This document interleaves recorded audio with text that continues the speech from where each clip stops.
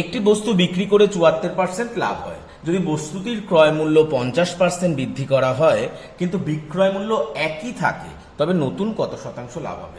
আচ্ছা, লাভ ক্ষতির সমস্ত অঙ্কই কিন্তু মানে ক্রয় মূল্যকে 100 ধরে করতে হবে। ঠিক আছে, দেখি বলেছে একটি বস্তু বিক্রি করে ৭৪% লাভ হয়, তাহলে ৭৪% লাভ হলে সিপি কত? সিপি হচ্ছে 100, মানে কস্ট প্রাইস ক্রয় মূল্য, আর বিক্রয় মূল্য এসপি কত? 174 টাকা, তবে তো ৭৪% লাভ হচ্ছে। কি বলছে? যদি বস্তুটির ক্রয় মূল্য 50% বৃদ্ধি করা হয়, তাহলে 50% আগে কত ছিল? 100, এবার 50% বৃদ্ধি করছে, মানে 50% বৃদ্ধি মানে 150/100, তাহলে কত হচ্ছে?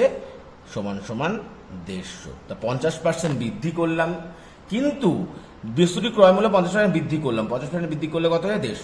কিন্তু বিক্রয় মূল্য একই থাকে, বিক্রয় মূল্যকে আগে 174 ছিল, একই রাখলাম, তবে নতুন কত শতাংশ লাভ হবে?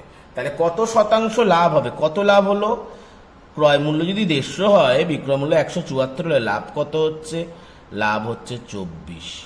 কার উপরে লাভ বার করি? লাভ ক্ষতি সবসময় ক্রয় মূল্যের উপর বেরোয়। ক্রয় মূল্য কত? 150। শতাংশে চেয়েছে, তাই 100 দিয়ে গুণ। কাটলাম 0 0, 5 দিয়ে কাটলাম, 5 দুগুণি 10, 5 3 15, 3 8 24, 8 দুগুণি 16%। তাহলে নতুন কত শতাংশ লাভ হবে? নতুন 16% লাভ হবে, অপশন বি।